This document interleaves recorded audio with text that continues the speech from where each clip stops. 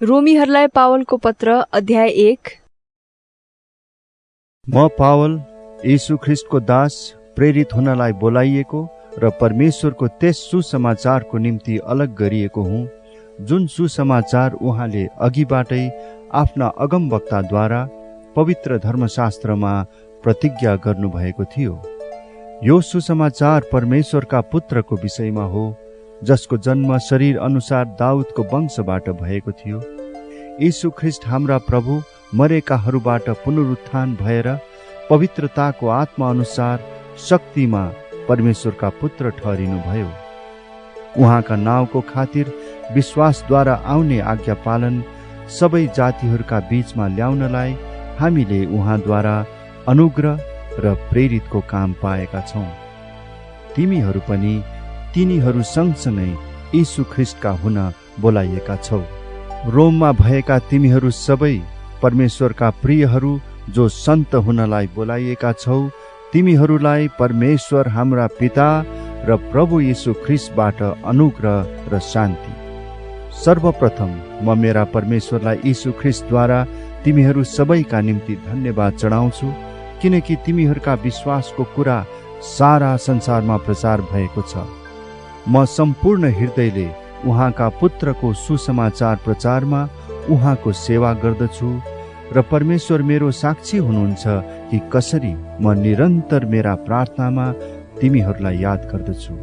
अनि यो माग्दछु कि कुनै किसिमले परमेश्वरको इच्छाद्वारा आखिरमा म तिमीहरू कहाँ आउन सफल हुन सकूँ, किनभने तिमीहरूलाई बलिया पार्नलाई केही आत्मिक वरदान तिमीहरूलाई दिन सकूँ भनेर म तिमीहरूलाई भेट्ने उत्कट इच्छा गर्दछु।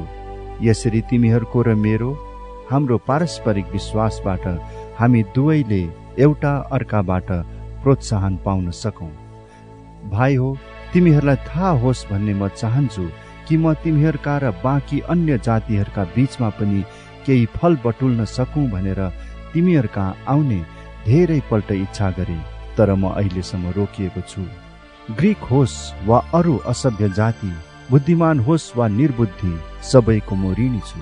यसैले सकेसम्म तिमी रोममा हुनेहरूलाई पनि सुसमाचार प्रचार गर्न म उत्सुक छु, किनकि सुसमाचारसँग म शर्माउँदिन, किनभने विश्वास गर्ने प्रत्येकका मुक्तिको निम्ति यो परमेश्वरको शक्ति हो, पहिले यहुदीहरूका निम्ति र अन्य जातिहरूका निम्ति पनि। किनकि सुसमाचारमा परमेश्वरबाट आउने धार्मिकता प्रकट भएको छ। त्यो धार्मिकता जो चाहिँ सम्पूर्ण रूपले विश्वासद्वारा नै आउँछ। यस्तो लेखिएको छ, धर्मी चाहिँ विश्वासद्वारा नै जिउने छ। परमेश्वरको क्रोध ती मानिसहरूका सारा भक्तिहीनता र दुष्टताको विरुद्ध स्वर्गबाट प्रकट भएको छ, जसले सत्यलाई तिनीहरूका अधर्मले दबाइराखेका छन्। परमेश्वरको विषयमा जान्न सकिने कुरा तिनीहरूमा प्रष्टै छ, किनकि परमेश्वरले तिनीहरूलाई त्यो कुरा देखाइदिनु भएको छ।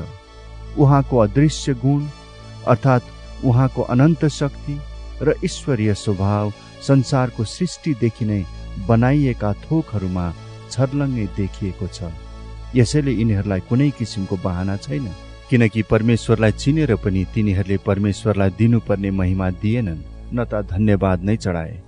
तर तिनीहरू आफ्ना विचारमा बेकममा भए र तिनीहरूको मूर्ख मन अझ अँध्यारो भयो। बुद्धिमान छु भन्ने दाबी गरे तापनि तिनीहरू मूर्खै भए र तिनीहरूले विनाशी मानिस, चराचुरुङ्गी, चारखुट्टे जनावर र घस्रने जीवहरूका मूर्तिका रूपसँग अविनाशी परमेश्वरको महिमा साटफेर गरे। यसकारण परमेश्वरले तिनीहरूलाई तिनीहरूका हृदयका काम वासनाको अशुद्धतामा छोडिदिनु भयो कि तिनीहरूले आपसमा आफ्ना शरीरको अनादर गरून्, किनकि तिनीहरूले परमेश्वरको सत्यतालाई झुटसँग साटेर सदा सर्वदाका परम धन्य सृष्टिकर्तालाई त्यागेर बरु सृष्टि गरिएका थोकहरूको पूजा र सेवा गरे। यसै कारण परमेश्वरले तिनीहरूलाई लाज मर्दो कामुकताको निम्ति छोडिदिनु भयो। तिनीहरूका स्त्रीहरूले आफ्ना स्वाभाविक व्यवहारलाई अस्वाभाविक व्यवहारमा परिवर्तन गरे र त्यसरी नै स्त्रीतर्फको स्वाभाविक व्यवहार त्यागेर एक दोस्रातर्फ कामुकताको जलनमा पुरुषहरूसितै निर्लज्ज काम गरे र आफ्नै शरीरमा आफ्ना कसुरको उचित दण्ड भोगे। यसरी तिनीहरूले परमेश्वरलाई मान्यता दिन नचाहेका हुनाले परमेश्वरले तिनीहरूलाई भ्रष्ट मनका अवस्थामा अनुचित आचरणको निम्ति त्यागिदिनुभयो। तिनीहरू सबै किसिमका बदमाशी, दुष्टता, लोभ, इबीले भरिएका छन्। तिनीहरू डाह, हत्या, झैझगडा, छल, बदख्वाइले भरिएका हुन्छन् र तिनीहरू कुराउटे र बदनाम गर्ने, परमेश्वरलाई घृणा गर्ने, ढिठ, अहंकारी, अभिमानी, दुष्ट कुरा रची हिँड्ने, बाबुआमाको आज्ञा पालन नगर्ने, मूर्ख, विश्वासघाती, निर्दयी र क्रूर हुन्छन्। यस्ता काम गर्नेहरू मृत्युको योग्य हुन्छन् भन्ने परमेश्वरको धार्मिक विधान जान्दा जान्दै पनि तिनीहरू यी काम गर्ने मात्र होइनन्, तर यस्ता गर्नेहरूसँग पूर्ण सहमत पनि हुन्छन्। रोमी अध्याय 2।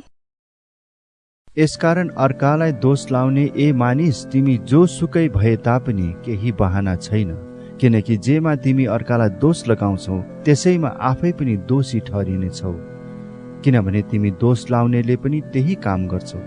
यस्ता काम गर्नेहरूमाथि परमेश्वरको इन्साफ ठिकसँग पर्छ भनेर हामी जान्दछौ। ए मानिस, तिमीले यस्ता काम गर्नेहरूलाई दोष लाउँछौ र आफै पनि त्यही काम गर्छौ भने के परमेश्वरको इन्साफबाट उम्कन्छु भने तिमी ठान्छौ? अथवा परमेश्वरको कृपाले तिमीलाई पश्चातापमा डोर्याउँछ भन्ने थाहा नपाएर के तिमी उहाँको दया, सहनशीलता र धैर्यको प्रशस्ततालाई तुच्छ ठान्छौ? तर परमेश्वरको धार्मिक इन्साफ प्रकट हुने त्यस क्रोधका दिनको लागि आफ्नो कठोर र अपश्चातापी हृदयले गर्दा तिमीले आफ्नो निम्ति क्रोध थुपारिरहेछौ। किनकि उहाँले हरेक मानिसलाई उसको काम अनुसार दिनुहुनेछ। धैर्यसँग असल काम गरेर महिमा, इज्जत र अमरत्व खोज्नेहरूलाई चाहिँ उहाँले अनन्त जीवन दिनुहुनेछ। तर झगडालु, सत्यको पालन नगर्ने र दुष्टतामा हिँड्नेहरूमाथि चाहिँ क्रोध र रिस पर्नेछ। खराब काम गर्ने हरेक मानिसमाथि सङ्कष्ट र आपद आइपर्नेछ, पहिले यहुदीमाथि र अन्य जातिहरूमाथि पनि। तर असल काम गर्ने हरेकलाई पहिले यहुदीलाई अनि अन्य जातिलाई पनि गौरव, इज्जत र शान्ति प्राप्त हुनेछ, किनकि परमेश्वरले पक्षपात गर्नुहुन्न। सबै जसले व्यवस्था बिना पाप गरेका छन् तिनीहरू व्यवस्था बिना नै नष्ट पनि हुनेछन्, र व्यवस्था मुनि रहेर पनि पाप गर्नेहरूको इन्साफ व्यवस्थाद्वारा नै हुनेछ। किनकि व्यवस्था शून्यहरू परमेश्वरको सामुन्ने धर्मी ठहरिँदैनन्, तर व्यवस्था पालन गर्नेहरू धर्मी ठहरिनेछन्। किनकि व्यवस्था नहुने अन्य जातिहरू स्वभावैले व्यवस्था अनुसारका काम गर्दछन् भने तिनीहरूको व्यवस्था नभए तापनि तिनीहरू आफ्ना निम्ति आफै व्यवस्था हुन्छन्। व्यवस्थाले चाहेका कुराहरू आफ्ना हृदयमा लेखेका तिनीहरू देखाउँछन् र तिनीहरूको आफ्नै विवेकले पनि गवाही दिन्छ र तिनीहरूका विचारहरूले कहिले तिनीहरूलाई दोस्याउँछन् र कहिले समर्थन गर्छन्। यो त्यस दिन हुनेछ जब परमेश्वरले मैले प्रचार गरेको सुसमाचार अनुसार येशू ख्रीष्टद्वारा मानिसहरूका गुप्त कुराको इन्साफ गर्नुहुनेछ। तर यदि तिमी यहुदी हुँ भन्ने व्यवस्थामा भर परेर परमेश्वरसँगको सम्बन्धमा घमण्ड गर्दछौ र उहाँको इच्छा जान्दछौ र व्यवस्थाबाट सिकाइएका उत्तम कुराहरू मन्जुर गर्दछौ, तर यदि तिमीलाई यो निश्चय छ कि तिमी अन्धाको अगुवा हौ, अन्धकारमा हुनेहरूका निम्ति ज्योति हौ, मूर्खहरूलाई सुधार्छौ, अपरिपक्वहरूलाई शिक्षा दिन्छौ, किनभने व्यवस्थामा नै सम्पूर्ण बुद्धि र सत्यता प्राप्त गरेका छौ। यसरी जब तिमी अरूहरूलाई सिकाउँछौ त के आफूलाई चाहिँ सिकाउँदैनौ? जब तिमी चोरीको विरुद्धमा प्रचार गर्छौ के तिमी आफै चाहिँ चोरी गर्छौ? तिमी जसले व्यभिचार नगर भनी भन्छौ के तिमी आफै व्यभिचार गर्छौ? तिमी जो मूर्तिहरू घिनाउँछौ के तिमी आफै मन्दिरहरू लुट्छौ? तिमी जो व्यवस्थामा घमण्ड गर्दछौ के व्यवस्था उल्लङ्घन गरेर परमेश्वरको अनादर गर्छौ? किनभने लेखिएको छ, अन्य जातिहरूका बीचमा परमेश्वरको नाउँ तिमीहरूद्वारा नै निन्दित भएको छ। व्यवस्था पालन गर्दछौ भने त खतनाबाट साँच्चै लाभ हुन्छ, तर व्यवस्था उल्लङ्घन गर्दछौ भने त तिम्रो खतना बेखतना हुन्छ। यदि शरीरमा बेखतना भएकोले व्यवस्थाका धार्मिक विधान पालन गर्दछ भने के त्यसको बेखतना खतना नै गनिने छैन र? तब शरीरमा खतना नभएर पनि व्यवस्था चाहिँ पालन गर्नेहरूले लिखित व्यवस्था भएका र खतना पनि भएका तिमीहरू व्यवस्था उल्लङ्घन गर्नेहरूलाई दोषी ठहराउँछन्। बाहिरी रूपले मात्र यहुदी हुने चाहिँ साँचो यहुदी होइन। त्यसरी नै साँचो खतना पनि बाहिरी र शारीरिक कुरा होइन। यहुदी त्यो हो जो भित्री रूपले यहुदी हो र साँचो खतना चाहिँ हृदयको कुरो हो। यो आत्मिक कुरा हो, लिखित व्यवस्थाको कुरा होइन। यस्तो मानिसको प्रशंसा मानिसहरूबाट होइन तर परमेश्वरबाट हुन्छ। रोमी अध्याय 3। अब यहुदीलाई के फाइदा छ त, अथवा खतनाको के मोल? हर प्रकारले यसमा ज्यादै लाभ छ। सर्वप्रथम त परमेश्वरको बाणी यहुदीहरूलाई सुम्पिएको हो। यदि तिनीहरूमध्ये कसैले विश्वास गरेनन् भने के भयो त? के तिनीहरूको अविश्वासले परमेश्वरको विश्वास योग्यतालाई रद्द तुल्याउँछ र? त्यसो नहोस्। परमेश्वर सत्य र हरेक मानिस झुटो ठहरियोस्, जस्तो लेखिएको छ, तपाईं आफ्ना वचनमा ठीक ठहरिनुहोस् र इन्साफ हुँदा तपाईं विजयी हुनुहोस्। तर हाम्रो अधार्मिकताले परमेश्वरको धार्मिकतालाई प्रकाशमा ल्याउँछ भने हामी के भनौँ? के परमेश्वरको क्रोध हामी माथि आइपर्दा उहाँले अन्याय गर्नुहुन्छ? म मानिसले जस्तै तर्क गर्दछु, कदाचित होइन। त्यसो भए परमेश्वरले संसारको इन्साफ कसरी गर्न सक्नुहुन्थ्यो र? तर यदि मेरो झुटले गर्दा परमेश्वरको सत्यता उहाँकै महिमाको निम्ति प्रशस्त हुन्छ भने किन पापी झैं इन्साफमा परिरहेको छु? त्यसो भए असल होस् भनेर खराबी नै किन नगर्ने त? कोही मानिसहरूले हामी त्यसै भन्छौँ भनी हामीलाई निन्दापूर्ण दोष लाउँछन्। तिनीहरूको दोषारोपण न्यायसङ्गतै छ। उसो भए के हामी यहुदीहरू अझ असल छौँ त? अवश्य छैनौँ। किनकि सबै मानिस, यहुदी र अन्य जातिहरू दुवै पापको बसमा छन् भनी मैले दोष लगाइसकेको छु। जसो लेखिएको छ, धर्मी कोही छैन, एकजना पनि छैन। बुझ्ने कोही छैन, परमेश्वरलाई खोज्ने कोही छैन। ती सबै बरालिएका छन्, तिनीहरू एकसाथ बेकममा भएका छन्। कसैले असल गर्दैन, असल गर्ने एकजना पनि छैन। तिनीहरूका घोक्रा खुल्ला चिहान हुन्। तिनीहरू आफ्ना जिब्राले छलका कुरा गर्छन्। सर्पको विष तिनीहरूका ओठमा छ। तिनीहरूका मुख शराब र तीता कुराले भरिएका छन्। तिनीहरूका खुट्टा रक्तपात गर्नलाई छिटा छन्। विनाश र दुर्दशा तिनीहरूको बाटोमा छन् र शान्तिको बाटो तिनीहरूले चिनेका छैनन्। तिनीहरूका आँखाको सामने परमेश्वरको भय छैन।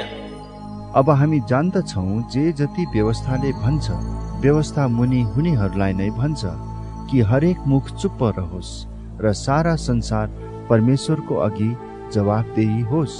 यसै कारण व्यवस्थाको कर्मले कोही प्राणी उहाँको दृष्टिमा धर्मी ठहरिने छैन, किनकि व्यवस्थाद्वारा नै पापको चेतना हुन्छ। तर अब त व्यवस्था बिनै परमेश्वरबाट आउने धार्मिकता प्रकट भएको छ। त्यसैको गवाही व्यवस्था र अगमवक्ताहरूले दिएका छन्। यीशु ख्रिस्टमा विश्वास गर्ने सबैमाथि परमेश्वरको धार्मिकता विश्वासद्वारा प्रकट भएको छ। किनभने केही भेद छैन, किनकि सबैले पाप गरेका छन् र परमेश्वरको महिमासम्म पुग्नबाट चुकेका छन्। परमेश्वरका अनुग्रहको वरदानले ख्रिस्ट यीशुमा भएको उद्धारबाट तिनीहरू सित्तैमा धर्मी ठहरिएका छन्। परमेश्वरले ख्रिस्टलाई उहाँको रगतद्वारा प्रायश्चितको बलिदान स्वरूप प्रस्तुत गर्नुभयो, जुन प्रायश्चित विश्वासद्वारा ग्रहण गर्नुपर्दछ। यो काम परमेश्वरले आफ्नो धार्मिकता देखाउनलाई गर्नुभयो, किनभने उहाँको ईश्वरीय धैर्यमा अगाडिका पापहरूलाई उहाँले वास्ता गर्नुभएको थिएन।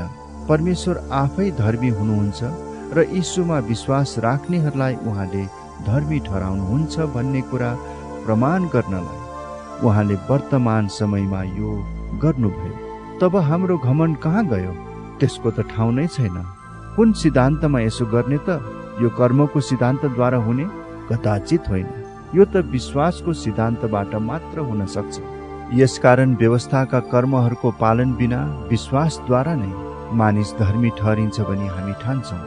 के परमेश्वर केवल यहुदीहरूकै मात्र परमेश्वर हुनुहुन्छ र? के उहाँ अन्य जातिहरूका परमेश्वर हुनुहुन्न? उहाँ अन्य जातिहरूका पनि परमेश्वर हुनुहुन्छ। किनकि परमेश्वर एउटै हुनुहुन्छ। उहाँले खतनावाललाई तिनीहरूका विश्वासको आधारमा र खतना नभएकालाई तिनीहरूको विश्वासद्वारा धर्मी ठहराउनुहुन्छ। तब के हामी यही विश्वासद्वारा व्यवस्थालाई रद्द गर्ने? कदाचित होइन। बरु हामीहरू त व्यवस्थालाई कायम पो राख्छौँ। रोमी अध्याय 4। अब शरीर अनुसारका हाम्रा पुर्खा अब्राहमको सम्बन्धमा हामी के भनौँ त? यदि अब्राहम कामद्वारा धर्मी ठहरिएका भए उनलाई घमण्ड गर्ने केही ठाउँ रहने थियो, तर परमेश्वरको अगाडि त होइन, किनकि पवित्र शास्त्रले के भन्छ? अब्राहमले परमेश्वरमाथि विश्वास गरे र त्यो उनको निम्ति धार्मिकता गनियो। अब काम गर्नेले जुन ज्याला पाउँछ त्यो दान होइन, तर त्यो उसको पाउने हक हो। जसले कर्म चाहिँ गर्दैन तर भक्तिहीनलाई धर्मी ठहराउनु हुने परमेश्वरमाथि भरोसा राख्दछ, त्यस्तो मानिसको विश्वास धार्मिकता गनिन्छ। परमेश्वरले कर्म बिना नै धार्मिक गर्नुहुने मानिसलाई यी वचनद्वारा दाउदले धन्यका भन्छन्। तिनीहरू धन्यका हुन् जसका अपराधहरू क्षमा भएका छन् र जसका पापहरू ढाकिएका छन्। त्यो मानिस धन्यको हो जसको पापको लेखा परम प्रभुले लिनुहुन्न। के यो आशीर्वाद खतनावालहरूका निम्ति मात्र हो कि बेखतनावालहरूका निम्ति पनि हो? अब्राहमको निम्ति त उनको विश्वास नै धार्मिकता गनिएको थियो भनी हामी भन्दछौँ। तब कसरी यो उनको निम्ति धार्मिकता गनियो? उनको खतना हुनभन्दा अघि वा पछि? उनको खतना भइसकेपछि होइन, तर अघि। खतना नहुँदै विश्वासद्वारा पाउने धार्मिकताको चिन्ह वा छाप स्वरूप उनले खतना पाएका थिए। खतना बिनै विश्वास गरेर धर्मी गनिएका सबैका उनी पिता हुन् भन्ने उद्देश्यले यो भएको हो। उनी ती खतनावालहरूका पनि पिता हुन्, जसका खतना भएको मात्र होइन, तर जसले विश्वासको त्यही नमुनालाई पछ्याउँछन् जुन विश्वास खतना हुन अघि हाम्रा पिता अब्राहममा थियो। संसारको उत्तराधिकारी हुनलाई अब्राहम र उनको वंशलाई दिइएको प्रतिज्ञा व्यवस्थाद्वारा आएको होइन, तर विश्वासको धार्मिकताद्वारा आएको हो। यदि व्यवस्था पालन गर्नेहरू मात्र उत्तराधिकारी हुन्छन् भने त विश्वास रद्द र प्रतिज्ञा व्यर्थ हुन्छ, किनभने व्यवस्थाले क्रोध ल्याउँछ, तर जहाँ व्यवस्था छैन त्यहाँ अपराध पनि हुँदैन।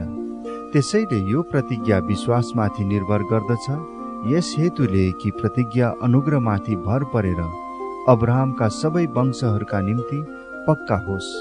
यो प्रतिज्ञा व्यवस्था पालन गर्नेहरूका निम्ति मात्र नभएर अब्राहमको जस्तो विश्वासमा हुनेहरूका निम्ति पनि हो, किनकि अब्राहम हामी सबैका पिता हुन्, जसो लेखिएको छ, मैले तलाई धेरै जातिहरूका पिता बनाएको छु।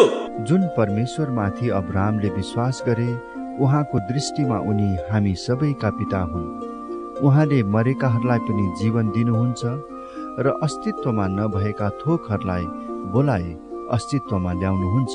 तेरा सन्तान पनि यस्तै असंख्य हुनेछन् भनेर परमेश्वरले भन्नुभए अनुसार आशा पटक्कै नहुँदा पनि अब्राहमले आशा राखी विश्वास गरे र यसरी उनी धेरै जातिहरूका पिता बने। प्राय 100 वर्ष पुगिसकेका अब्राहम मरे तुल्य भइसकेको आफ्नो शरीर तथा साराको कोख बाँझो भएको बुझेर पनि विश्वासमा कमजोर भएनन्। परमेश्वरको प्रतिज्ञा बारे कुनै शङ्काले उनलाई डगमगाउन सकेन, तर आफ्नो विश्वासमा दरिलो भएर उनले परमेश्वरलाई महिमा दिए। प्रतिज्ञा गर्नुभएको कुरा परमेश्वरले गर्न पनि सक्नुहुन्छ भन्ने अब्राहमलाई पूरा निश्चय थियो। यसै कारण पनि उनको विश्वास उनको निम्ति धार्मिकता गनियो। धार्मिकता गनिएको हो भन्ने यो वचन उनैको खातिर मात्र लेखिएको होइन, तर हाम्रा निम्ति पनि हो। हामी जसले यीशु हाम्रा प्रभुलाई मरेकाहरूबाट जीवित पार्नुहुने माथि विश्वास गर्छौं, यो हाम्रा निम्ति पनि गनिनेछ। उहाँ हाम्रा अपराधहरूका निम्ति मारिनुभयो र हामीलाई धर्मी तुल्याउनलाई जीवित पारिनुभयो। रोमी अध्याय 5। यसै कारण विश्वासद्वारा धर्मी ठहरिएर हाम्रा प्रभु येशू ख्रीष्टद्वारा परमेश्वरसँग हाम्रो मिलाप भएको छ। उहाँद्वारा हामीले यस अनुग्रहमा विश्वासद्वारा प्रवेश पाएका छौं। यस अनुग्रहमा हामी खडा छौं र परमेश्वरका महिमाको सहभागी हुने हाम्रो आशामा हामी रमाउँछौं। यति मात्र होइन, तर हामी आफ्नो संकष्टमा रमाउँछौं, यो जानेर कि संकष्टले सहनशीलता उत्पन्न गराउँछ, सहनशीलताले चरित्र र चरित्रले आशा उत्पन्न गराउँछ। आशाले हामीलाई निराशा गराउँदैन, किनकि हामीलाई दिइएका पवित्र आत्माद्वारा परमेश्वरको प्रेम हाम्रा हृदयमा खनाइएको छ, किनकि हामी दुर्बल हुँदा नै ख्रीष्ट अधर्मीहरूका निम्ति ठिक समयमा मर्नुभयो। धार्मिक मानिसको निम्ति मर्न तयार हुने कोही बिरलै पाइएला। कतै असल मानिसको निम्ति कसैले मर्ने आँट गरी पनि हाल्ला, तर परमेश्वरले हाम्रा निम्ति उहाँको प्रेम यसैमा देखाउनुहुन्छ कि हामी पापी छँदै ख्रीष्ट हाम्रा निम्ति मर्नुभयो। यसकारण उहाँको रगतद्वारा धर्मी ठहरिएका हुनाले झन बढी हामी परमेश्वरको क्रोधबाट उहाँद्वारा बचाइनेछौँ। किनकि हामी शत्रु छँदै उहाँका पुत्रको मृत्युद्वारा परमेश्वरसँग हाम्रो मिलाप भएको थियो भने झन बढी अब उहाँसँगै मिलाप भएका हुनाले ख्रीष्टको जीवनद्वारा हामी बचाइनेछौँ। यति मात्र होइन, तर हाम्रा प्रभु येशू ख्रीष्टद्वारा परमेश्वरमा हामी रमाउँदै पनि छौँ। उहाँद्वारा अब हामीलाई परमेश्वरसँग मिलाप प्राप्त भएको छ। एउटा मानिसद्वारा संसारमा पाप आयो र पापबाट मृत्यु। यसरी सबै मानिसले पाप गरेका हुनाले सबै मानिसमा मृत्यु फैलियो। व्यवस्था दिइन अघि पनि संसारमा पाप थियो, तर जहाँ व्यवस्था छैन त्यहाँ पापको लेखा पनि हुँदैन। आदमदेखि लिएर मोसासम्मका मानिसहरूमाथि मृत्युले राज्य गर्यो। तिनीहरूमाथि पनि जसले आदमले गरे जस्तो अपराध गरेका थिएनन्। ती आदम चाहिँ आउनु हुनेको प्रतिरूप थिए। सित्तैको वरदान र त्यस अपराधमा केही समानता छैन, किनकि एउटा मानिसको अपराधले गर्दा धेरै मरे भने त झन बढी परमेश्वरको अनुग्रह र एउटा मानिसको अर्थात् यीशु ख्रीष्टद्वारा आएको सित्तैको वरदान धेरैका निम्ति प्रशस्त भयो। सित्तैको वरदान चाहिँ त्यस एकजना मानिसको पापको नतिजा जस्तै होइन, किनकि एउटा अपराधको इन्साफले दण्डको आज्ञा ल्यायो, तर धेरै अपराधका पछि आउने सित्तैको वरदानले निर्दोषीकरण ल्याउँछ। यदि एउटै मानिसको अपराधले गर्दा त्यस मानिसद्वारा मृत्युले राज्य गर्यो भने त झन बढी प्रशस्त अनुग्रह र धार्मिकताका सित्तैको वरदान पाउनेहरूले एउटै मानिस यीशु ख्रीष्टद्वारा जीवनमा राज्य गर्नेछन्। यसैले जसरी एउटै मानिसको अपराधले सबै मानिसहरू दण्डका भागीदार बने, त्यसरी नै एउटै मानिसको धार्मिकताको कामले सबै मानिसका निम्ति छुटकारा र जीवन ल्याउँछ। किनकि जसरी एउटै मानिसको अनाज्ञाकारिताले धेरैजना पापी बनाइए, त्यसै गरी एकैजनाको आज्ञाकारिताद्वारा धेरैजना धार्मिक बनाइने छन्। व्यवस्था आयो र अपराधको वृद्धि भयो, तर जहाँ पाप बढ्यो अनुग्रह झन बढी मात्रामा बढ्यो। यस हेतुले कि जसरी पापले मृत्युमा राज्य गर्यो, त्यसै गरी यीशु ख्रीष्ट हाम्रा प्रभुद्वारा अनुग्रहले धार्मिकताद्वारा अनन्त जीवनसम्म राज्य गरोस्। रोमी अध्याय 6। अब हामी के भनौं? के अनुग्रह प्रशस्त मात्रामा होस् भनेर हामी पापमा लागिरहौं त? त्यसो नहोस्। हामी जो पापको लेखी मर्यौं त कसरी हामी अझै त्यसैमा जिउनु? के तिमीहरू जान्दैनौ हामी सबै जतिले ख्रीष्ट येशूमा बप्तिस्मा लियौं उहाँकै मृत्युमा बप्तिस्मा लिएका थियौं। यसकारण बप्तिस्माद्वारा हामी मृत्युमा उहाँसँगै गाडियौं, ताकि जसरी पिताको महिमाद्वारा ख्रीष्ट मरेकाहरूबाट जीवित पारिनुभयो, त्यसरी हामी पनि नयाँ जीवनको मार्गमा हिँडौं। यदि उहाँको मृत्युमा हामी उहाँसँग एउटै भएका छौं भने उहाँको पुनरुत्थानमा पनि निश्चय नै हामी उहाँसँगै एक हुनेछौं। हामी जान्दछौं कि हाम्रो पुरानो मनुष्यत्व उहाँसँग क्रुसमा टाँगियो, ताकि हाम्रो पापमय शरीर नाश होस् र अब उसो हामी पापका कमारा नहौं। किनभने जो मरेको छ त्यो पापबाट मुक्त भएको छ। तर यदि हामी ख्रीष्टसँग मरेका छौं भने त उहाँसँग जिउने पनि छौं भन्ने विश्वास गर्दछौं। हामी जान्दछौं कि ख्रीष्ट मरेकाहरूबाट जीवित भएर फेरि मर्नुहुने छैन। अब उसो उहाँमाथि मृत्युको राज्य हुँदैन। जुन मृत्युमा उहाँ मर्नुभयो त्यो पापको लेखी सधैँको लागि एकैपल्ट मर्नुभयो, तर जुन जीवनमा उहाँ जिउनुहुन्छ त्यो परमेश्वरको निम्ति जिउनुहुन्छ। यसै गरी तिमीहरूले पनि आफू आफूलाई पापको लागि मरेका तर ख्रीष्ट येशूमा परमेश्वरको लागि जीवित भएका ठान्नुपर्छ। यसकारण शरीरका अभिलाषा अनुसार चल्नु नपरोस् भनी तिमीहरूका मरणशील शरीरमा पापलाई राज्य गर्न नदेऊ। आफ्ना शरीरका अङ्गहरू दुष्टताका साधनको रूपमा पाप गर्नलाई समर्पण नगर, तर मृत्युबाट जीवनमा ल्याइएका मानिसहरू जस्तै आफैलाई परमेश्वर कहाँ दिइहाल र शरीरका अङ्गहरूलाई धार्मिकताका साधन जस्तै परमेश्वर कहाँ समर्पण गर। किनकि पापले तिमीहरूमाथि राज्य गर्ने छैन, किनकि तिमीहरू व्यवस्थाको अधीनमा छैनौ तर अनुग्रहको अधीनमा छौ। अब के त? के हामी व्यवस्थाको अधीनमा छैनौ तर अनुग्रहको अधीनमा छौं भनेर पाप गर्ने त? कदापि होइन। के तिमीहरू जान्दैनौ आज्ञाकारी कमाराको रूपमा आफैलाई जस कहाँ समर्पण गर्छौ, जसको आज्ञा तिमी पालन गर्छौ त्यसको कमारा पनि हुन्छौ। कि त मृत्युतिर लाने पापको कमारा अथवा धार्मिकतातिर लाने आज्ञाकारिताको? तर परमेश्वरलाई धन्यवाद होस् कि तिमीहरू जो एकपल्ट पापका कमारा थियौ, अब जुन शिक्षाको नमुनामा तिमीहरू सुम्पिएका थियौ त्यो हृदयले पालन गर्ने भएका छौ। तिमीहरू पापबाट मुक्त गराइएर धार्मिकताका कमारा बनेका छौ। तिमीहरूमा रहेको मानवीय कमजोरीको कारणले म तिमीहरूले बुझ्न सकिने भाषामा बोलिरहेको छु। किनकि जसरी तिमीहरूले एकपल्ट आफ्ना अङ्गहरूलाई अशुद्धता र झन बढी अपराधका निम्ति समर्पण गर्यौ, अब त्यसरी नै पवित्रकरणको निम्ति आफ्ना अङ्गहरूलाई धार्मिकताको निम्ति समर्पण गर। तिमीहरू पापका कमारा भएको बेलामा चाहिँ धार्मिकताको लागि स्वतन्त्र थियौ। अब जुन कुराहरूमा तिमीहरू अहिले शर्माउँछौ सो कुराहरूबाट तिमीहरूले के प्रतिफल पायौ? ती कुराहरूको अन्त्य चाहिँ मृत्यु हो। तर अब तिमीहरू पापबाट मुक्त भई परमेश्वरका कमारा भएका छौ, अनि तिमीहरूले पाउने प्रतिफल चाहिँ पवित्रकरण हो र त्यसको अन्त्य चाहिँ अनन्त जीवन। किनकि पापको ज्याला मृत्यु हो, तर परमेश्वरको सित्तैको वरदान ख्रीष्ट येशू हाम्रा प्रभुमा अनन्त जीवन हो। रोमी अध्याय 7। भाइ हो, के तिमीहरू जान्दैनौ?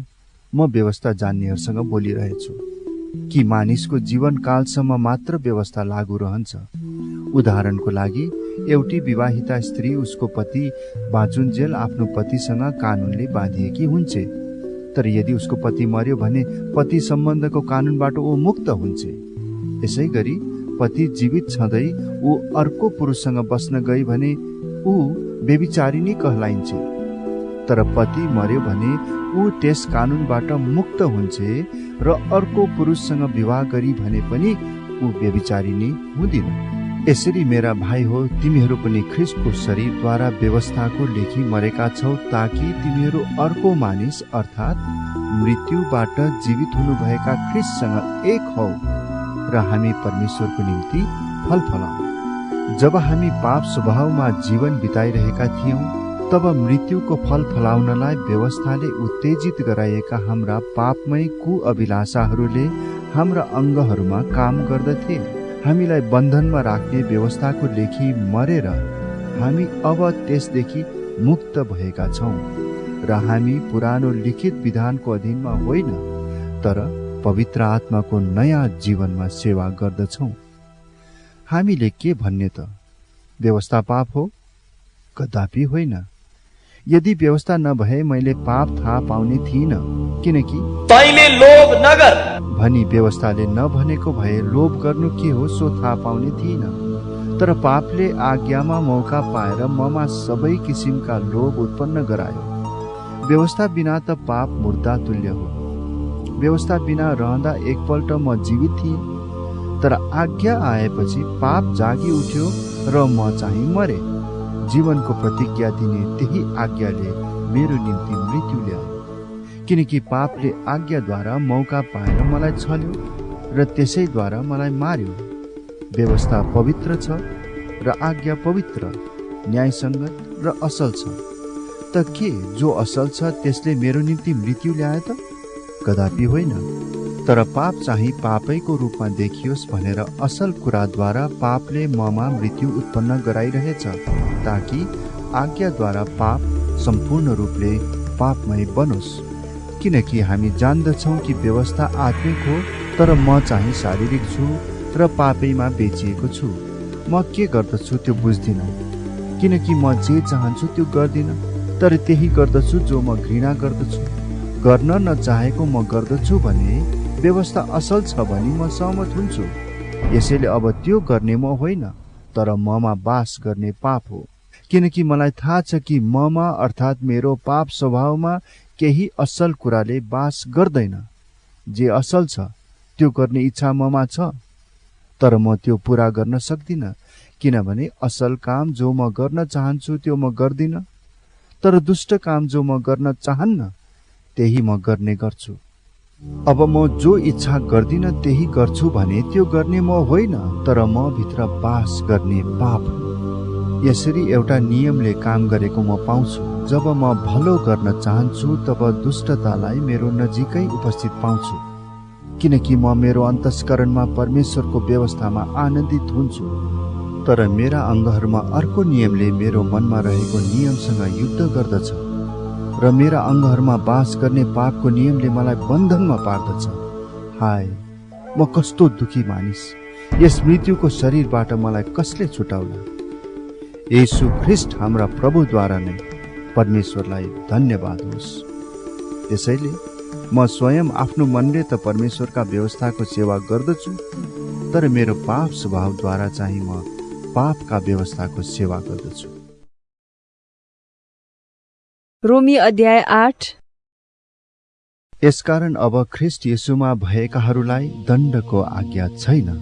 पाप र मृत्युको व्यवस्थाबाट मलाई जीवनका आत्माको व्यवस्थाले ख्रीष्ट येशूमा मुक्त पारेको छ।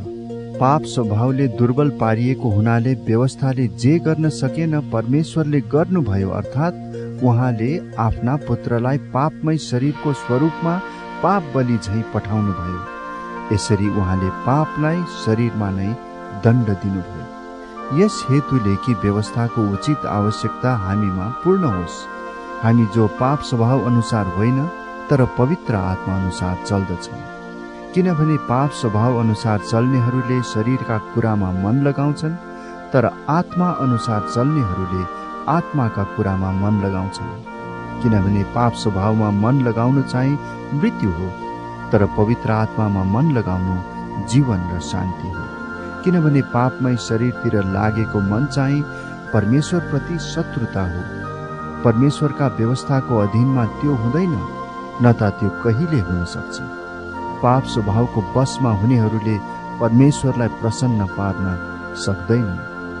यदि साँच्चै परमेश्वरका आत्मा तिमीहरूमा बास गर्नुहुन्छ भने तिमीहरू पाप स्वभावमा होइन तर पवित्र आत्मामा हुन्छ। तर कुनै मानिसमा ख्रीष्टका आत्मा हुनुहुन्न भने त त्यो उहाँको हुँदै होइन। यदि ख्रीष्ट तिमीहरूमा हुनुहुन्छ भने पापको कारणले तिमीहरूका शरीर मरेका भए तापनि तिमीहरूका आत्मा धार्मिकताको कारणले जिउँदा हुन्छ।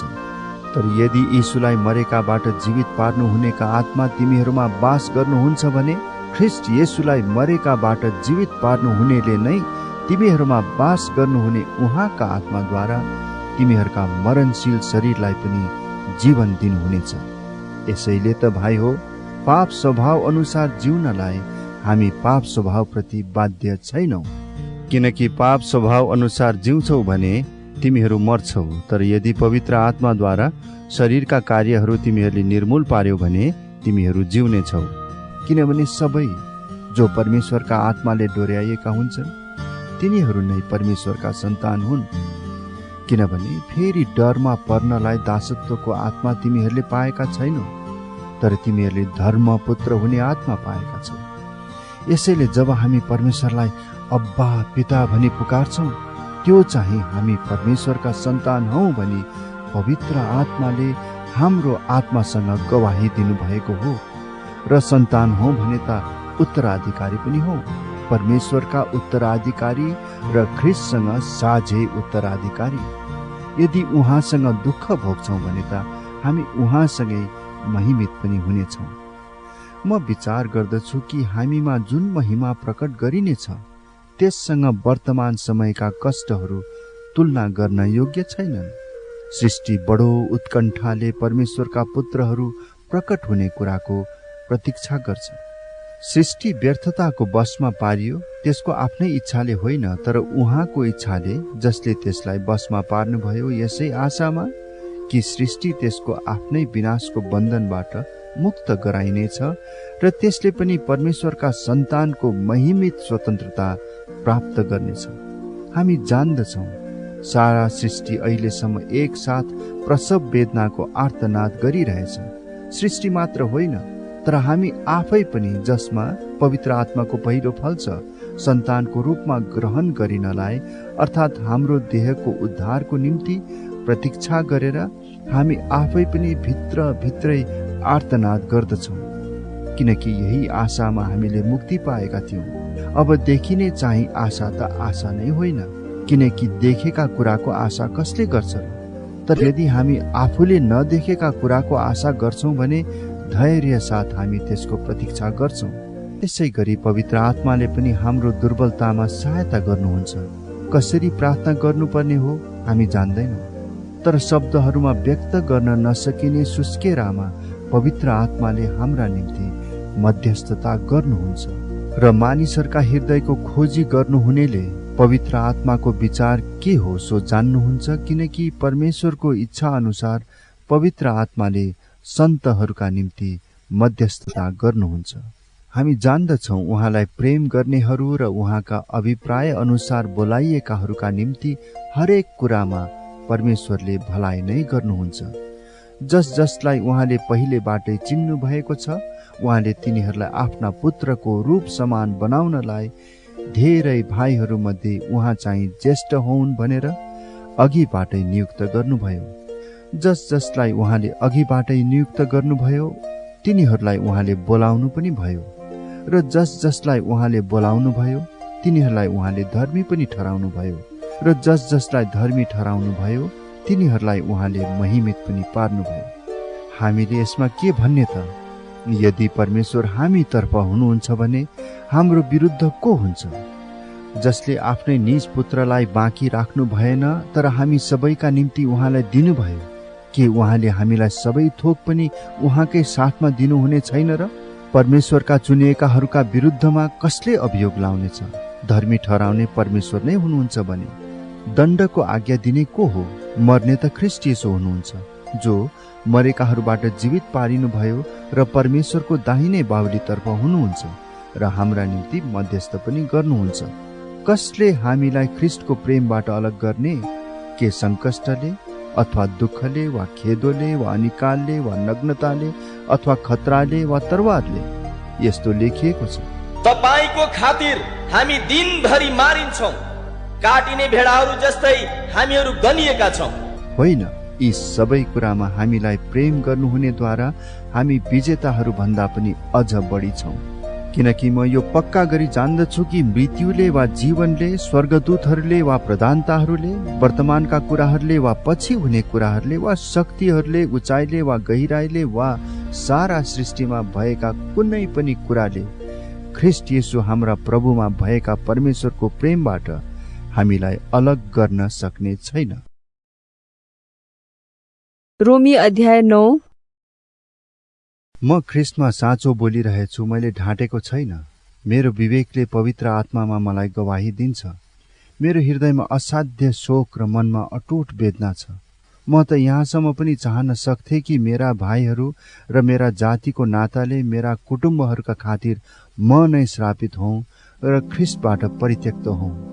तिनीहरू इस्राएलीहरू हुन् अनि पुत्र हुने अधिकार, महिमाको दर्शन, करार, व्यवस्थाको प्रदान, मन्दिरको आराधना र प्रतिज्ञाहरू तिनीहरूका आफ्नै हुन्। पूर्वजहरू यिनीहरूका नै हुन् र ख्रीष्ट पनि शरीर अनुसार तिनीहरूकै वंशका हुनुहुन्छ।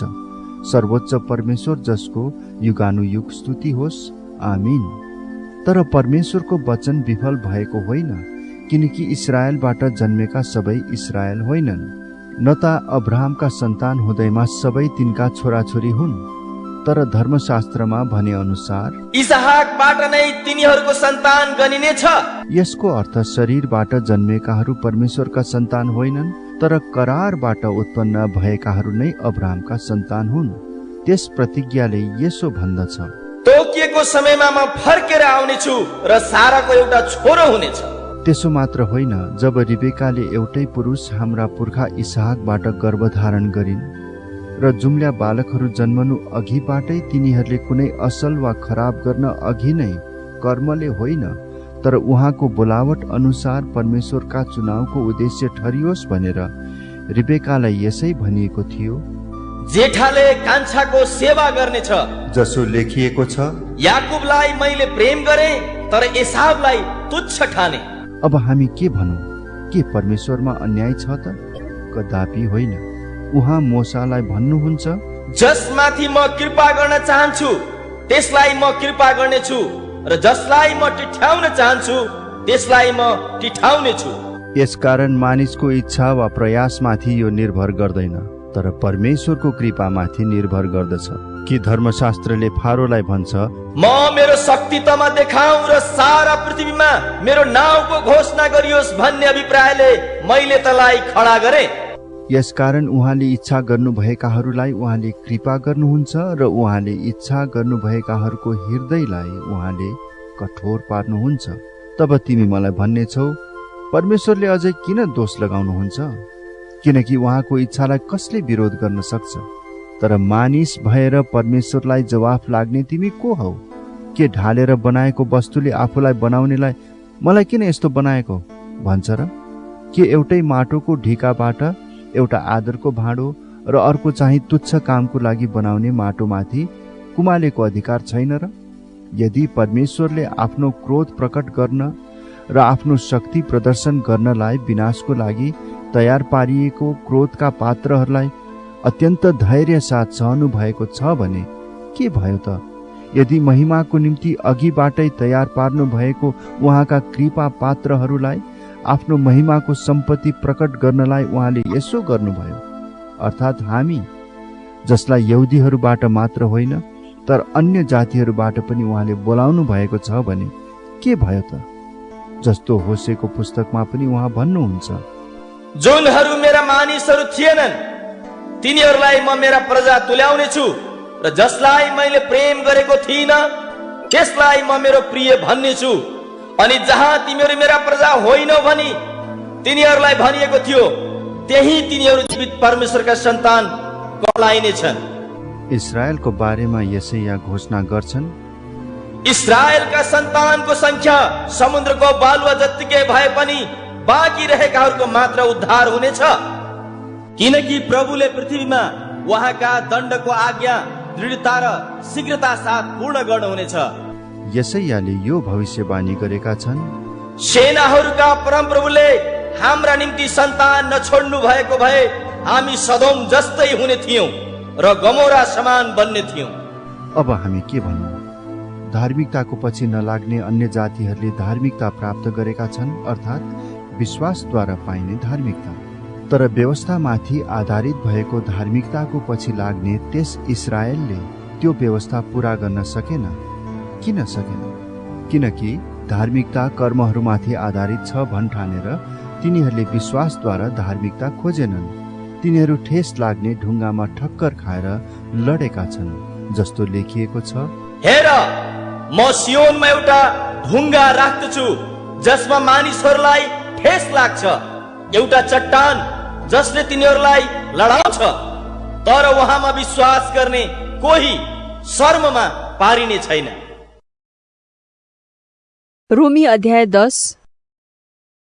भाइ हो, मेरो आफ्नो हृदयको इच्छा र तिनीहरूका निम्ति परमेश्वरमा मेरो प्रार्थना यही छ कि तिनीहरूले उद्धार पाउन्।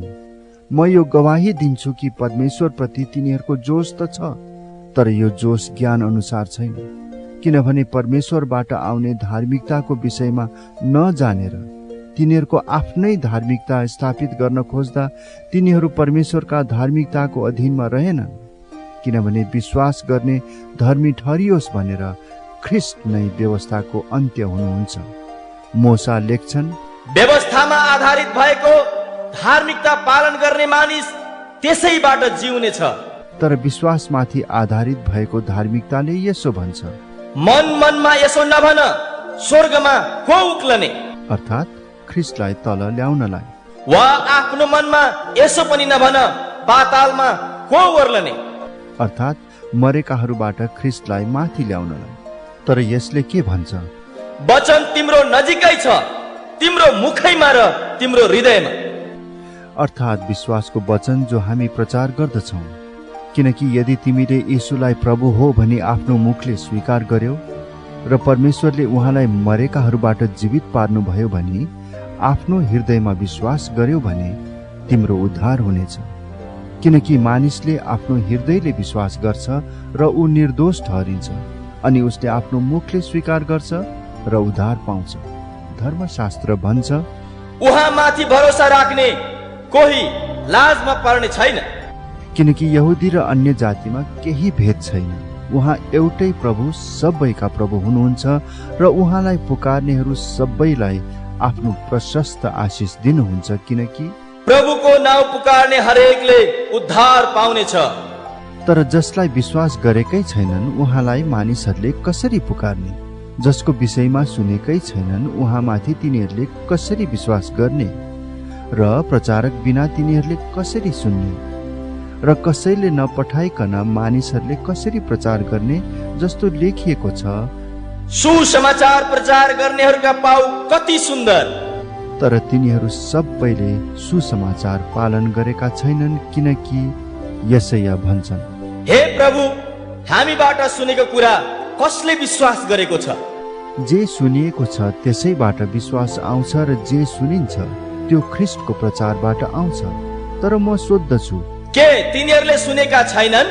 निश्चय नै तिनीहरूले सुनेका छन्। किनकि तिनीहरूको आवाज सारा पृथ्वीभरि पुगेको छ र तिनीहरूका वचन संसारको पल्लो छेउसम्म पुगेका छन्। म फेरि सोध्छु, के इस्राएलले बुझेन? सर्वप्रथम मोसाले भन्छन्, जो एक जाति नै होइन, म तिमीहरूलाई तिनीहरूप्रति डाही तुल्याउने छु।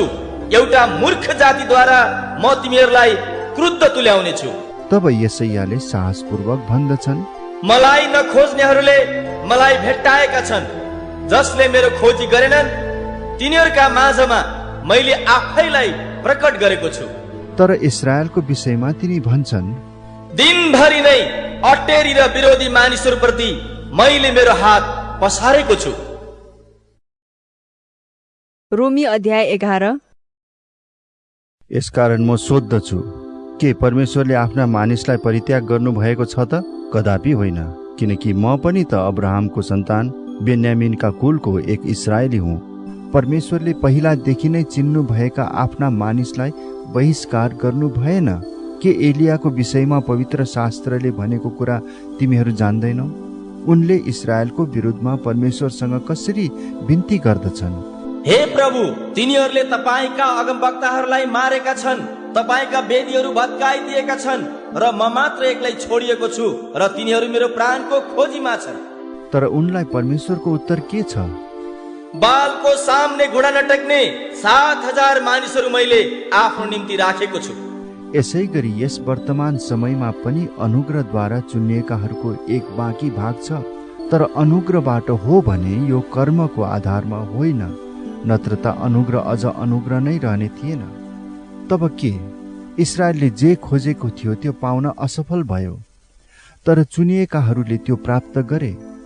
अरू सबै चाहिँ कठोर बने, जस्तो लेखिएको छ, परमेश्वरले तिनीहरूलाई चेतनाहीन आत्मा दिनुभएको छ, यस्ता आँखा दिनुभएको छ जसले नदेखुन् र यस्ता कान जसले नसुनुन्, र आजको दिनसम्म पनि तिनीहरू यस्तै छन्। र दाउद भन्छन्, तिनीहरूको भोज पासो र धराप बनोस्, एउटा भड्खालो र तिनीहरूलाई बदला दिने कुरो होस्। तिनीहरूका आँखा नदेख्नलाई धमिला होन् र तिनीहरूका ढाड सधैँ कुप्रा भइरहन्। यसकारण म सोध्दछु, के लोट्नलाई तिनीहरूले ठक्कर खाएका हुन्? कदापि होइन। तर इस्राएलको अपराधद्वारा अन्य जातिहरूमा मुक्ति आएको छ, ताकि इस्राएल पनि मुक्तिको निम्ति डाही बनोस्। अब यदि तिनीहरूको अपराध संसारको निम्ति सम्पत्ति र तिनीहरूको असफलता चाहिँ अन्य जातिहरूका निम्ति सम्पत्ति हुने हो भने त तिनीहरूको पूर्ण समावेश झन् कति अर्थपूर्ण होला। अब तिमी अन्य जातिहरूलाई भनिरहेछु, अन्य जातिहरूको प्रेरित भएको हुनाले म मेरो सेवालाई महत्त्व दिँदछु, यस आशामा कि मेरो आफ्नै यहुदी जातिलाई डाही बनाउन सकूं र ती मध्ये कसै कसैलाई बचाउन सकूं, किनकि यदि तिनीहरूको बहिष्कार हुँदा संसारको निम्ति मिलाप भयो भने के तिनीहरूको पुनःग्रहण मृत्युबाट जीवन पाएको समान होइन र? यदि मुछेको पिठोको एक अंश प्रथम भेटीको रूपमा अर्पण गरिएको छ भने समस्त ढिका पवित्र हुन्छ। यदि जरा पवित्र छ भने हाँगाहरू पनि पवित्र हुन्छन्। तर यदि कुनै हाँगाहरू काटिएर असल जैतुनको जराको रस भण्डारमा सहभागी हुनलाई तिमी एक जंगली जैतुन भएर पनि तिनीहरूको ठाउँमा कलमी बाँधियो भने ती हाँगाहरूका सामु घमण्ड नगर। यदि घमण्ड नै गर्नु हो भने यो याद राख कि जरालाई थाम्ने तिमी होइनौ, तर जराले पो तिमीलाई थाम्छ। तिमी भन्ने छौ म कलमी बाँधिन सकु भनेर नै हाँगाहरू काटिएका थिए। ठिकै हो, तिनीहरूको अविश्वासले गर्दा नै हाँगाहरू काटिएका हुन्। तिमीहरू चाहिँ तिम्रो विश्वासले मात्र खडा छौ। घमण्ड नगर, तर श्रद्धापूर्ण भए राख। किनभने यदि परमेश्वरले स्वाभाविक हाँगाहरूलाई बाँकी राख्नु भएन भने त तिमीलाई पनि बाँकी राख्नु हुने छैन।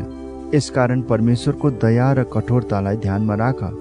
पतन भएकाहरूमाथि कडा व्यवहार तर उहाँकै दयामुनि रहिरह्यो भने तिमीलाई परमेश्वरको दया देखाइनेछ, नत्रता तिमी पनि काटिनेछौ।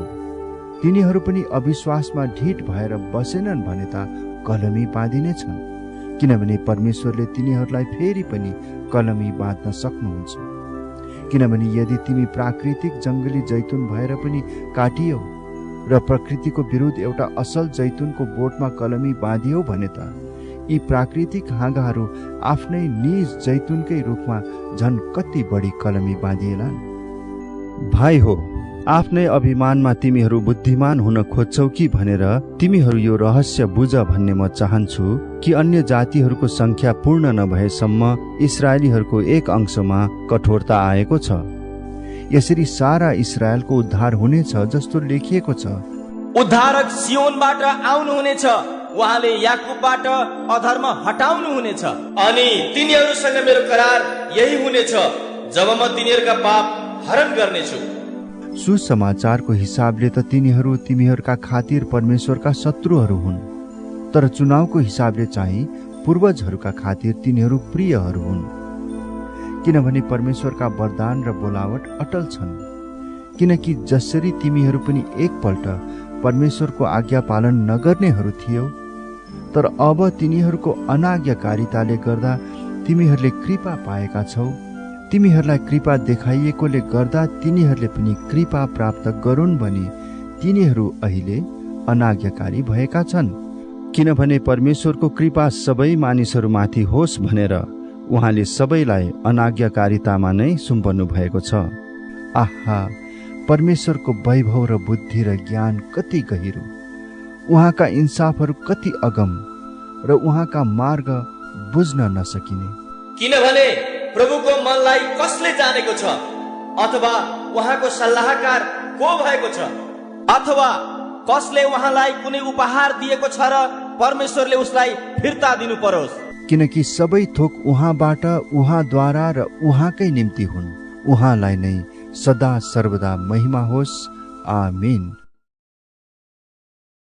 रोमी अध्याय 12। यसकारण भाइ हो, परमेश्वरको कृपालाई ध्यानमा राखी म तिमीहरूलाई अनुरोध गर्दछु कि तिमीहरूको आत्मिक उपासनाको रूपमा आफ्ना शरीरलाई पवित्र र परमेश्वरलाई ग्रहण योग्य हुने जिउँदो बलिको रूपमा अर्पण गर। यस संसारको ढाँचामा नचल, तर आफ्नो मनमा नयाँ भई पूर्ण रूपले परिवर्तित हो र परमेश्वरको असल, ग्रहण योग्य र सिद्ध इच्छा के हो त्यो तिमीहरूले जाँच्न सक। किनभने मलाई दिइएको अनुग्रहद्वारा तिमीहरू मध्ये हरेकलाई म आग्रह गर्दछु, जसले आफूलाई जस्तो सम्झनु पर्छ त्यसभन्दा बढी नसम्झोस्, तर परमेश्वरले हरेकलाई दिनुभएको विश्वासको नाप बमोजिम सन्तुलित विचारले सोचोस्। किनकि जसरी हाम्रो एउटै शरीरमा धेरै अङ्ग हुन्छन् तर सबै अङ्गहरूको एउटै काम हुँदैन, त्यसरी नै हामी जो धेरै छौँ हामी पनि ख्रिस्टमा एउटै शरीर हौँ र प्रत्येक एक अर्काका अङ्ग हौँ। हामीलाई दिइएको अनुग्रह अनुसार अलग अलग वरदानहरू हामी प्रयोग गरौँ। अगमबानीको हो भने विश्वासको परिमाण अनुसार, सेवाको हो भने सेवाको काममा, शिक्षा दिनेले शिक्षा दिने काममा, अर्ती दिनेले अर्ती दिने काममा, दान दिनेले उदार चित्तले, सहायता दिनेले जोश साथ, कृपाको काम गर्नेले खुसीसित। प्रेम निष्कपट होस्। जुन कुरा खराब छ त्यसलाई घृणा गर, जुन कुरा असल छ त्यसमा लागिरह। भ्रातृ प्रेमसँग एक अर्कालाई प्रेम गर, आफूलाई भन्दा बढी अरूलाई आदर गर। जोशमा पछि नहट, पवित्र आत्मामा प्रज्वलित हो, प्रभुको सेवा गर्दै रहो। आफ्नो आशामा आनन्द गर, सङ्कष्टमा धैर्य धारण गर, प्रार्थनामा निरन्तर लागिरहो। सन्तहरूको खाँचोमा सहायता देऊ, अतिथि सत्कार कायम राख। तिमीहरूको खेदो गर्नेहरूलाई आशीर्वाद देऊ, न सराप।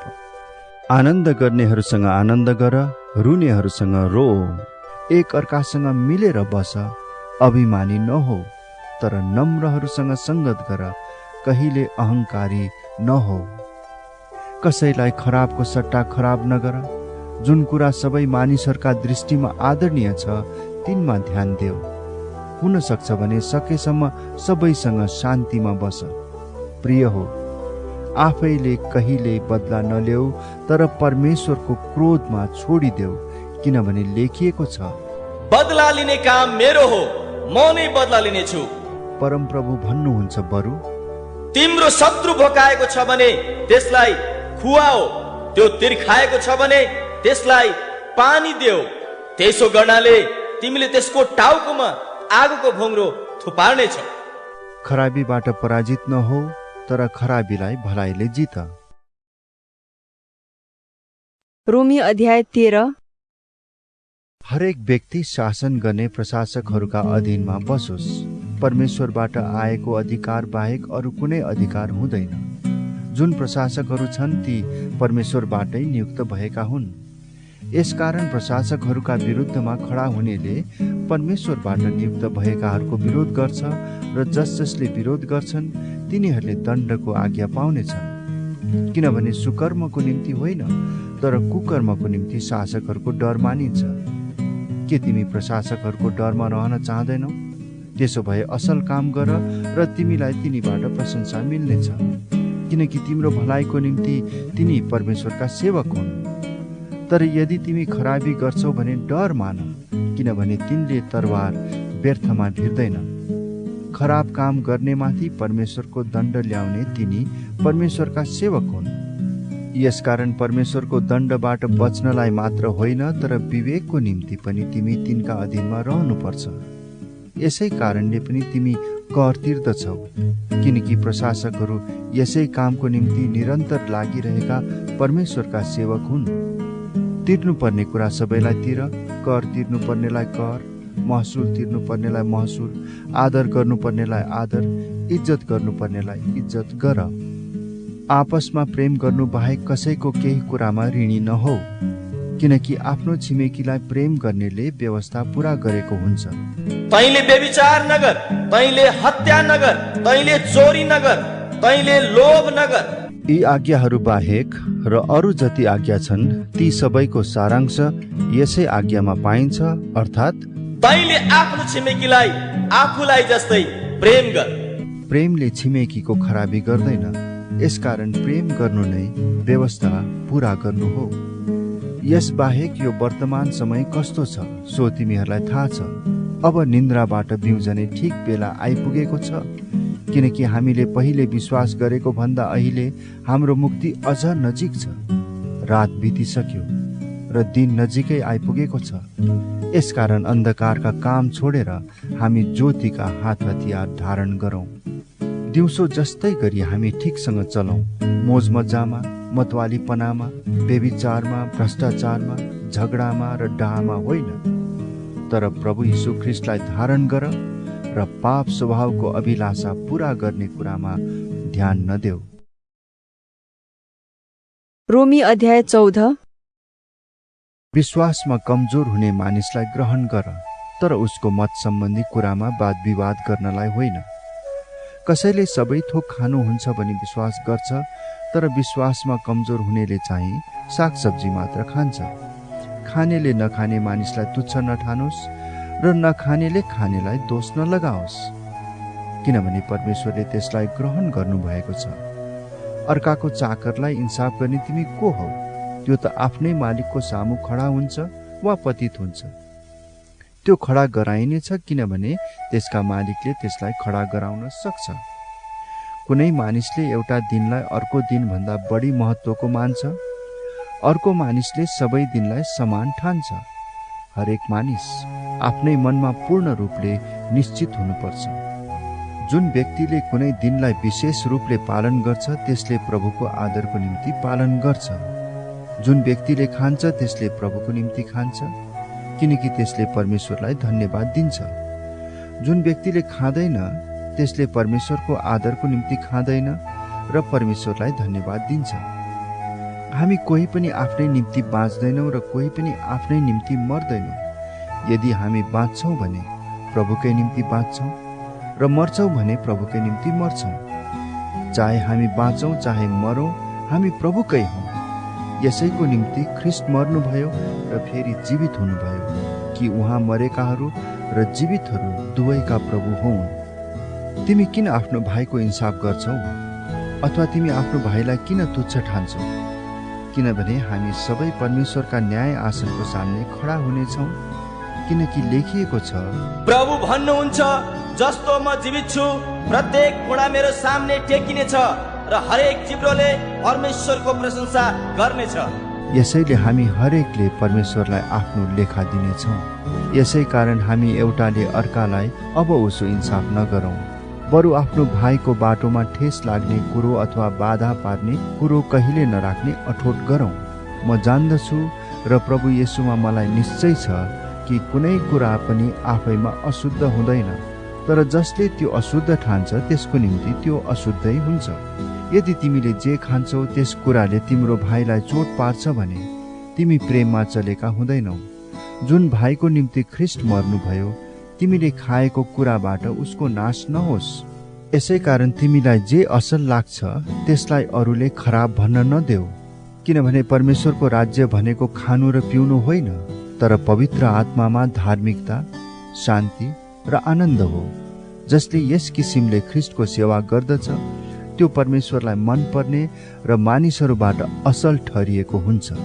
यसैले हामी ती कुराहरूको अनुसरण गरौँ जसले शान्ति ल्याउँछ अनि एउटाले अर्काको आत्मिक उन्नति गराउँछ। खाने कुराको खातिर परमेश्वरको कामलाई नष्ट नगर। वास्तवमा सबै कुरा शुद्ध छन्, तर आफूले खाएको कुराले अरूलाई बाधा पार्नु अनुचित हो। उचित त यो हुन्छ कि मासु नखानु, मद्यपान नगर्नु तथा कुनै यस्तो काम नगर्नु जसद्वारा तिम्रो भाइलाई बाधा हुन्छ। तिमीमा भएको विश्वास परमेश्वर र तिम्रो बीचमा राख। धन्यको हो त्यो मानिस जसले आफूले उचित ठहराएका कुराको कारणले आफैलाई दोषी ठहराउनु पर्दैन।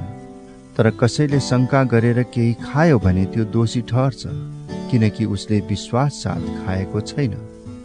विश्वासबाट उत्पन्न नभएको कुनै पनि कुरा पाप हो। रोमी अध्याय 15। विश्वासमा दरिला हुने हामीले आफैलाई मात्र खुसी पार्ने इच्छा नराखेर दुर्बल मानिसहरूका कमजोरीलाई सहनुपर्छ। हामी प्रत्येकले आफ्नो छिमेकीको आत्मिक सुधार होस् भनेर तिनको भलाइको लागि तिनलाई प्रसन्न राखौं, किनकि ख्रिस्टले पनि आफैलाई प्रसन्न पार्नु भएन। जसो लेखिएको छ, तपाईलाई निन्दा गर्नेहरूको निन्दा ममाथि पर्यो। अघि अघि लेखिएका कुराहरू हाम्रो शिक्षाको निम्ति लेखिएका थिए, यस उद्देश्यले कि पवित्र शास्त्रबाट आउने स्थिरता र उत्साहद्वारा हामी आशा प्राप्त गर्न सकौं। स्थिरता र उत्साहका परमेश्वरले तिमीहरूलाई ख्रिस्ट येशूसँग एक भएर एउटा अर्कासँग एक चित्तका भई जिउन दिउन्, कि एकै मनका भएर एउटै स्वरले हाम्रा प्रभु येशू ख्रिस्टका परमेश्वर र पिताको महिमा तिमीहरू गर्न सक। यसकारण परमेश्वरका महिमाको निम्ति ख्रिस्टले तिमीहरूलाई ग्रहण गर्नुभए बमोजिम तिमीहरूले पनि एउटाले अर्कालाई ग्रहण गर। म तिमीहरूलाई भन्दछु, हाम्रा पूर्वजहरूलाई दिएका प्रतिज्ञाहरूको पुष्टि गर्नका निम्ति परमेश्वरको सत्यतालाई प्रकट गर्न ख्रिस्ट खतना भएकाहरूको दास बन्नुभयो। यस हेतुले कि अन्य जातिहरूले उहाँका कृपाको निम्ति परमेश्वरको महिमा गरून्, जस्तो लेखिएको छ, यसै कारण अन्य जातिहरूका बीचमा म तपाईको प्रशंसा गर्नेछु र तपाईको नामको स्तुति गाउनेछु। र फेरि यस्तो भनिएको छ, ए अन्य जाति हो, उहाँको प्रजासँग आनन्द मनाओ। र फेरि ए सारा अन्य जाति हो, प्रभुको प्रशंसा गर र सबै मानिसहरूले उहाँको प्रशंसा गरून्। र फेरि यसैया भन्दछन्, ईशैको वंशबाट एकजना आउनुहुनेछ, उहाँले अन्य जातिहरूमाथि शासन गर्नुहुनेछ, उहाँमाथि अन्य जातिहरूले आशा राख्नेछन्। आशाका परमेश्वरले तिमीहरूलाई विश्वासद्वारा सम्पूर्ण आनन्द र शान्तिले भरिपूर्ण गरिदिउन्। यस हेतुले कि पवित्र आत्माको शक्तिले तिमीहरू आशामा प्रशस्त हुन सक। भाइ हो, मलाई निश्चय छ कि तिमीहरू आफै पनि भलाइले भरिएका छौ र सारा ज्ञानमा पूर्ण भई एउटा अर्कालाई शिक्षा दिन समर्थ छौ। तर परमेश्वरले मलाई दिनुभएको अनुग्रहको कारणले तिमीहरूलाई फेरि सम्झना गराउन मैले बडो साहस गरी कतिपय विषयमा लेखेको छु। यो अनुग्रह अन्य जातिहरूका निम्ति परमेश्वरका सुसमाचारको पुजारीले गर्नुपर्ने कर्तव्य पालन गर्नलाई मलाई दिइएको हो, ताकि अन्य जातिहरू पवित्र आत्माद्वारा शुद्ध भएर ग्रहण योग्य बलि बन्न सकुन्। यसकारण परमेश्वरको निम्ति मेरो सेवामा मलाई ख्रीष्ट येशूमा गर्व गर्ने कारण छ, किनभने वचन र कामले अन्य जातिहरूलाई आज्ञाकारी बनाउनलाई ख्रीष्टले मद्वारा जे गर्नु भएको छ ती बाहेक कुनै विषयमा बोल्ने आँट म गर्दिन। यो काम चिन्हहरू र आश्चर्य कर्महरूको शक्तिले र पवित्र आत्माको शक्तिद्वारा मैले गरेको छु। यसरी मैले यरुशलेमदेखि लिएर इल्लुरिकनसम्मै चारैतिर ख्रीष्टको सुसमाचार सम्पूर्ण रूपले प्रचार गरेको छु। अरू मानिसले बसालेको जगमाथि घर नबनाऊ भनेर ख्रीष्टको नाउँ नलिएको ठाउँमा सुसमाचार प्रचार गर्ने उत्कट इच्छा मैले राखेको छु। जस्तै यसो लेखिएको छ, उहाँको विषयमा जसलाई कहिल्यै भनिएको छैन तिनीहरूले उहाँलाई देख्नेछन्, र उहाँको विषयमा जसले कहिल्यै सुनेका छैनन् तिनीहरूले बुझ्नेछन्। यसै कारण नै हो म तिमीहरूका आउनलाई धेरै पल्ट रोकिएको छु। तर अब यी क्षेत्रहरूमा मेरो निम्ति काम गर्ने अरू ठाउँ नभएका हुनाले र धेरै वर्षदेखि तिमीहरू कहाँ आउने तिर्सना रहेकोले म स्पेन जाँदा तिमीहरूलाई भेट्ने आशा राख्दछु र तिमीहरूसँग केही समयसम्म सङ्गतिको आनन्द लिएपछि तिमीहरूले मलाई मेरो बाँकी यात्रामा मद्दत दिनेछौ भन्ने आशा राख्दछु। तर अब सन्तहरूलाई सहायता पुर्याउन म यरुशलेम जाँदैछु, किनकि यरुशलेममा हुने सन्तहरूमा जो गरिब छन् तिनीहरूका निम्ति माकेडोनिया र अखैयाका मण्डलीहरूले केही भेटी दिएका छन्। यो भेटी यिनीहरूले खुसी साथ जम्मा गरेका थिए र साँच्चै नै यिनीहरू तिनीहरूका ऋणी पनि छन्, किनकि यदि अन्य जातिहरू तिनीहरूका आत्मिक आशिषहरूमा सहभागी भएका छन् भने यिनीहरूले पनि सांसारिक आशिषहरूद्वारा तिनीहरूको सेवा गर्नुपर्छ। यसकारण यो काम सिद्ध्याएर तिनीहरूका निम्ति उठेको यो चन्दा सुम्पिसकेपछि म तिमीहरू कहाँ भएर स्पेन जानेछु र म जान्दछु म तिमीहरू कहाँ आउँदा ख्रीष्टका आशिषको परिपूर्णतामा आउनेछु। भाइ हो, हाम्रा प्रभु यीशु ख्रीष्ट र पवित्र आत्माको प्रेमद्वारा मेरो निम्ति परमेश्वरसँग प्रार्थना गर्न मसँग घोर प्रयत्न गर भनी म तिमीहरूलाई आग्रहपूर्वक बिन्ती गर्दछु कि म यहुदियाका अविश्वासीहरूबाट मुक्त हुन सकूँ र यरुशलेमको निम्ति मेरो सेवा सन्तहरूलाई ग्रहण योग्य होस् र परमेश्वरको इच्छाद्वारा आनन्दसँग तिमीहरू कहाँ आएर तिमीहरूसँगको सङ्गतिद्वारा म फेरि ताजा हुन सकूँ। शान्तिका परमेश्वर तिमीहरू सबैसँग रहून्। आमेन। रोमी अध्याय 16। किंक्रियामा भएको मण्डलीकी धर्मसेविका हाम्री बहिनी फिबीको प्रशंसा तिमीहरूको समक्ष गर्दछु। म तिमीहरूलाई निवेदन गर्दछु कि सन्तहरूलाई सुहाउने किसिमले तिनलाई प्रभुमा ग्रहण गर र तिनलाई चाहिएको कुनै पनि सहायता तिनलाई देऊ, किनकि तिनी आफैले धेरैको र मेरो पनि सहायता गरेकी छिन्। प्रिस्का र अकिलास ख्रीष्ट येशूमा मेरा सहकर्मीहरूलाई अभिवादन। तिनीहरूले मेरो निम्ति आफ्ना जीवन सङ्कष्टमा हाले। तिनीहरूलाई मैले मात्र होइन तर अन्य जातिका मण्डलीहरू जम्मैले पनि धन्यवाद दिन्छन्।